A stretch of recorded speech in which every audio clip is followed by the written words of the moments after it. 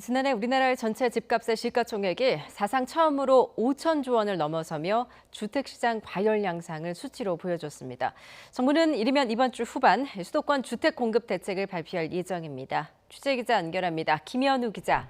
네, 경제부입니다. 지난해 우리나라 집값의 시가총액이 처음으로 5천조 원을 넘어섰는데 결국 부동산 시장이 매우 과열됐다, 이런 걸 보여주는 결과겠죠?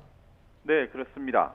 지난해 우리나라의 집값 시가총액이 1995년 관련 통계를 집계한 이후 처음으로 5천조 원을 넘었습니다. 한국은행이 집계한 결과인데요.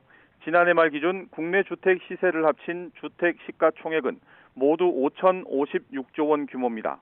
집값 시가총액은 지난 2016년 4천조 원대로 올라선 이후 불과 3년 만에 1,000조 원이나 불어났습니다.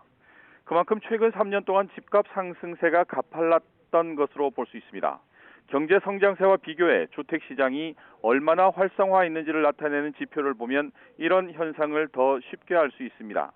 국내 총생산 GDP 대비 집값 시가총액 배율이 지난해 2.6배로 역대 최고를 기록했습니다. 이 배율이 올랐다는 건 경기보다 주택 시장이 더 호조를 나타냈다는 뜻입니다. 다시 말해서 정부가 대출 규제나 세금 확대 등 고강도 부동산 대책을 내놨지만 집값은 잡히지 않았다는 겁니다.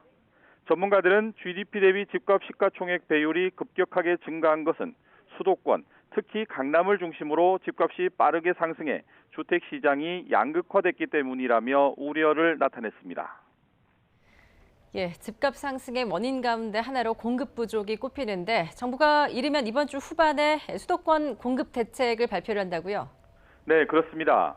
규제 지역을 넓히고 세율을 올린 극약 처방에도 집값이 잡히지 않자 정부가 수도권에 주택 공급을 늘려 부동산 시장 안정화에 나서겠다고 밝혔는데요. 어떤 지역의 토지를 택지로 개발하겠다고 하면 그 지역뿐 아니라 인근 지역 부동산까지 호가가 수천에서 수억 원씩 오르는 부작용 때문에 정부는 극도로 말을 아끼고 있습니다. 우선 주택 공급 발표 시점부터 보면 이르면 이번 주 후반쯤 발표될 가능성이 높습니다. 홍남기 부총리가 관계장관 회의 등에서 이번 달까지 공급 대책을 내겠다고 발표를 했는데요. 그런데 주택을 공급할 부지를 찾는 게 쉽지 않은 상황입니다. 저희 YTN이 취재한 결과를 종합해 보면 이르면 이번 주 후반쯤 발표될 가능성이 높습니다. 유휴 부지를 활용해야 하기 때문에 군이나 지자체와 협의하는데 시간이 좀 더 길어질 수 있다는 점이 변수로 남은 상황입니다. 공급 지역은 이미 정부가 그린벨트는 제외한다고 했기 때문에 83만 제곱미터 규모의 태릉 골프장과 서울 용산역 정비창 부지가 현재로선 유력합니다. 하지만 이들 지역을 다 합쳐도 2만 가구 안팎에 불과해 공급 부족 해소에는 한계가 있습니다.